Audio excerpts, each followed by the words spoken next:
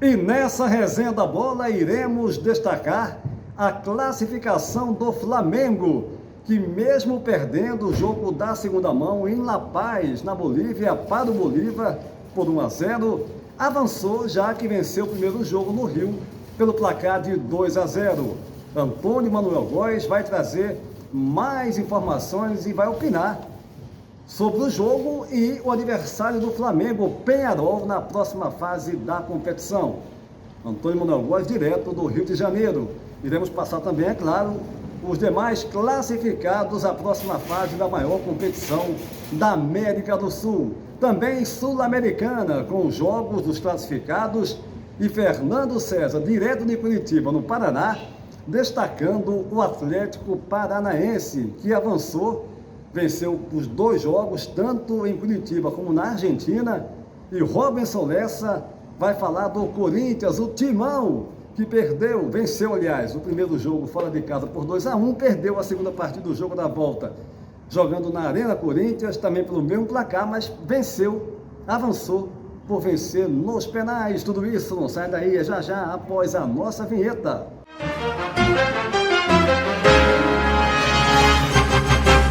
E a gente inicia mais uma edição da nossa Resenha da Bola nesta sexta-feira, dia 23 de agosto de 2024.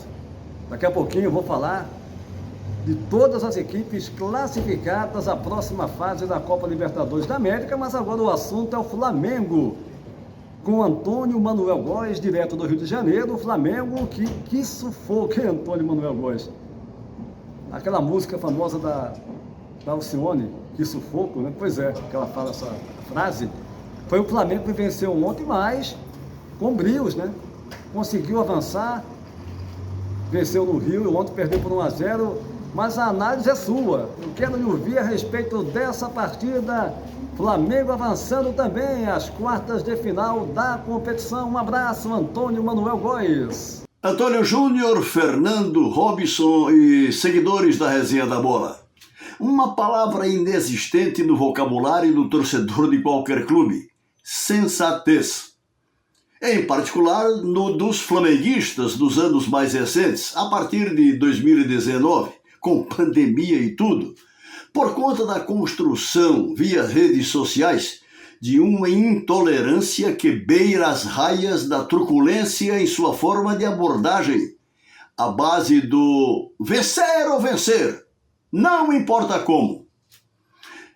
Ainda juntando os cacos após a goleada sofrida diante do Botafogo pelo Brasileirão, os comandados de Tite viajaram à Bolívia, hospedados em Santa Cruz de la Sierra, apenas 416 metros acima do nível do mar. 50 metros além da Praça Afonso Viseu, aqui bem perto de casa, no Alto da Boa Vista.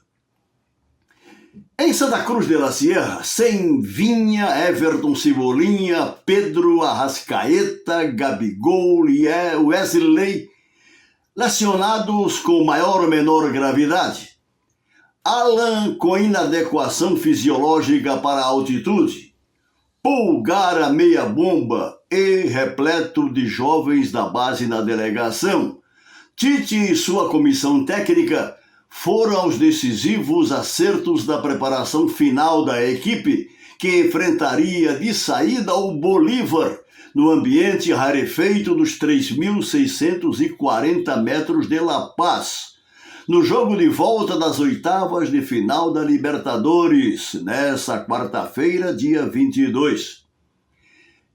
Experientes, cascudos no banco, apenas Davi Luiz, Bruno Henrique e um pouco menos o goleiro Matheus Cunha.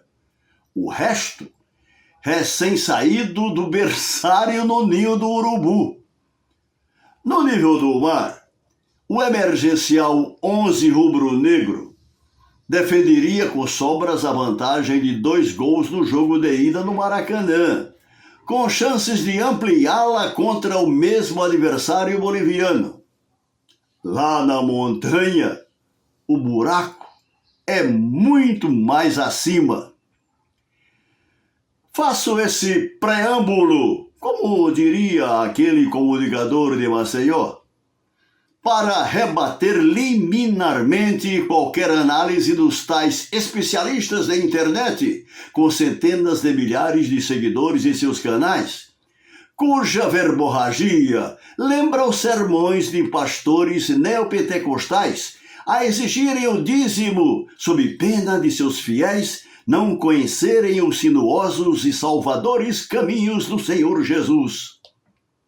Pois bem, Tite armou o melhor time disponível para a decisão no enganoso gramado de La Paz, onde seu oponente tem total domínio para se movimentar. Em La Paz, o Flamengo teria que ser reativo, sem necessariamente baixar as linhas. Motivo de algumas boas investidas, em duas das quais poderia até aumentar o placar agregado. Sem crucificar Ayrton Lucas pelo vacilo na ocupação de espaço que redundou no 1-0 do Bolívar. Foi pelo flanco sob sua vigilância que o adversário concentrou a maioria das rápidas ações ofensivas, sem dúvida a precipitar maior desgaste físico do lateral esquerdo. Oportuno ressaltar mais um eficiente desempenho de Léo Ortiz, outra vez improvisado no meio-campo.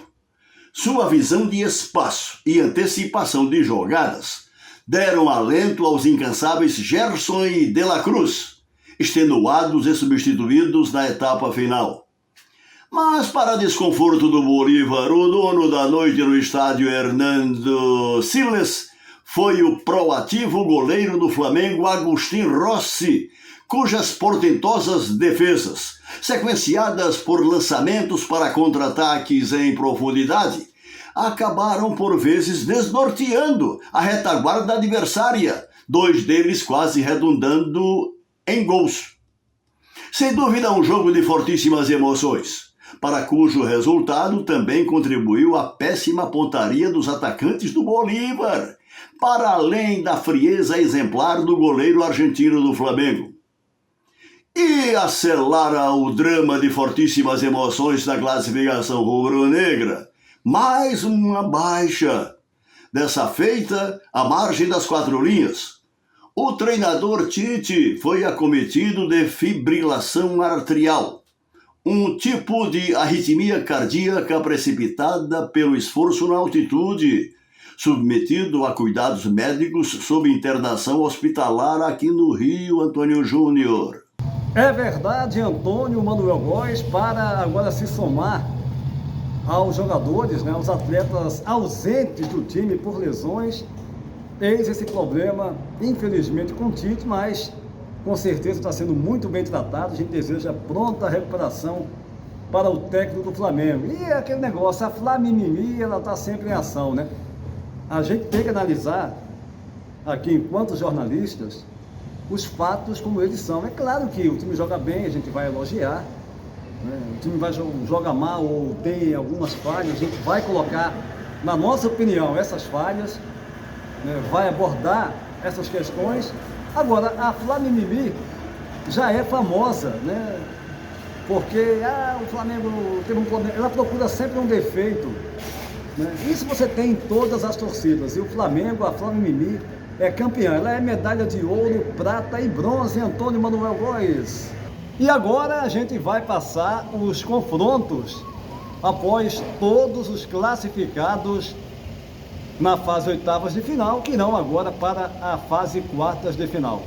O Atlético Mineiro, que eliminou o São Lourenço da Argentina, vai encarar o Fluminense, que passou pelo Grêmio, primeiro jogo na Arena MRV. Já o São Paulo, que eliminou o Nacional do Uruguai, vai encarar o Botafogo, que passou pelo Palmeiras.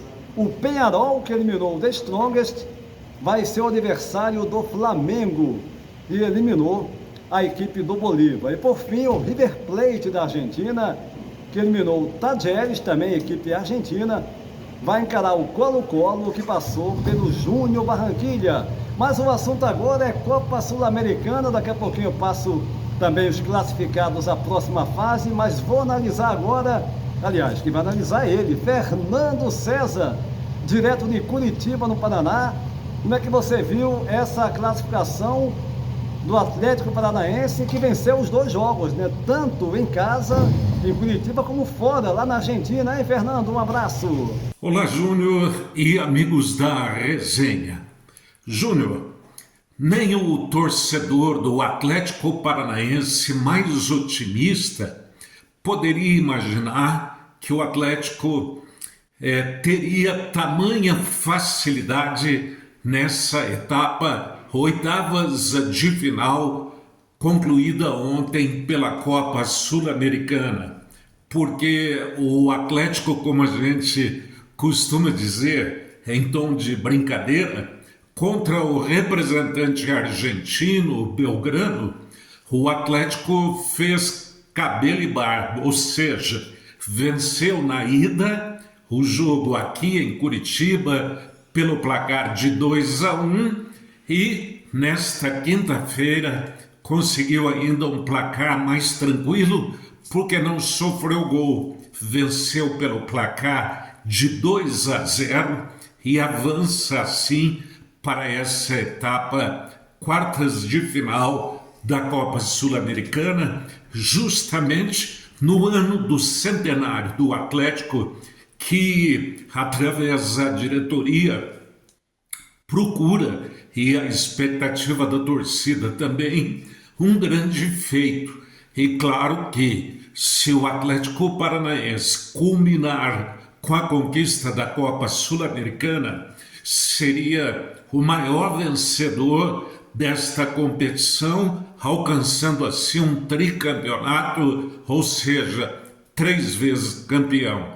A partida de ontem demonstrou muita garra, elogiada pelo jovem treinador do Atlético, o uruguaio Varini, de apenas 32 anos. Alguns até tinham certa desconfiança por ele ser muito jovem, se conseguiria obter sucesso treinando um time exigente como é o Atlético Paranaense, e o técnico, jovem treinador, vem demonstrando que a idade não tem nada a ver, que o que vale mesmo é a competência, e até aqui ele vem correspondendo à expectativa da diretoria e principalmente da torcida rubro-negra.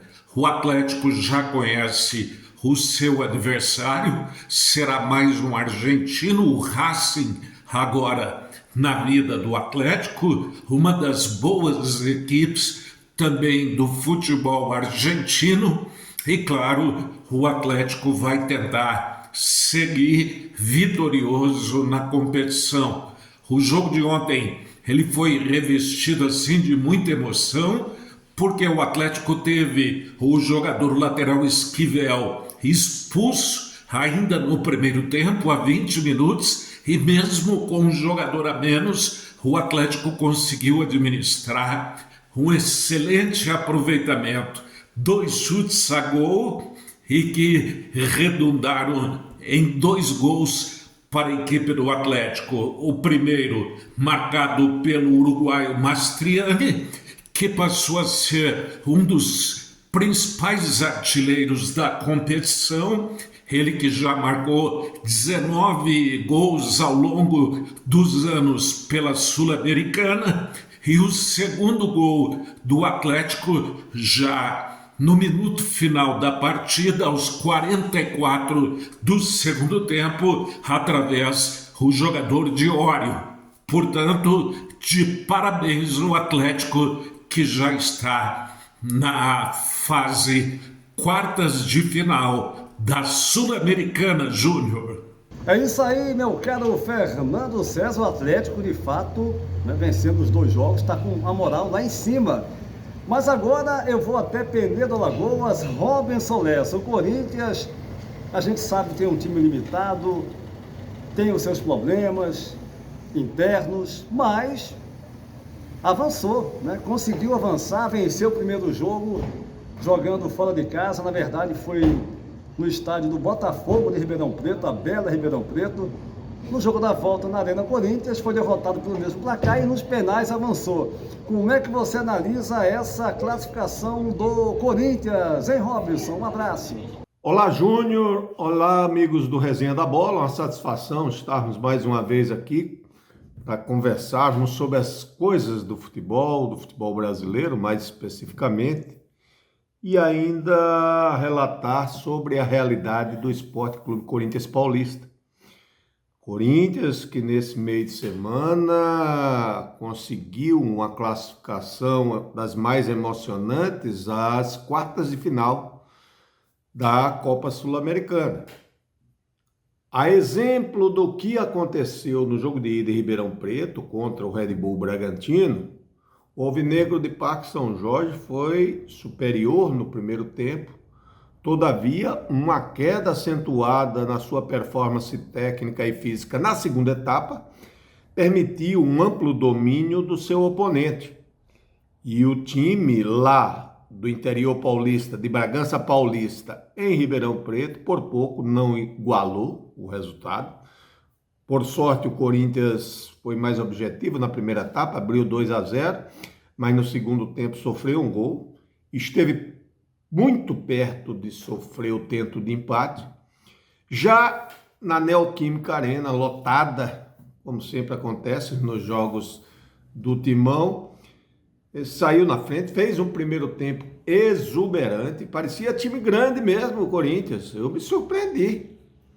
Talvez uma das melhores primeiras etapas do Alvinegro Paulista dos últimos anos, sem sombra de dúvida. Fez 1-0, mereceu até um placar um pouco mais elástico, todavia caiu muito de rendimento na segunda etapa. E aí o time do Pedro Caixinha tomou conta do jogo, foi para cima, virou o placar, 2-1, e se tivesse mais uns 5, 10 minutos, eu não sei não como é que seria a sobrevida do Corinthians na competição continental.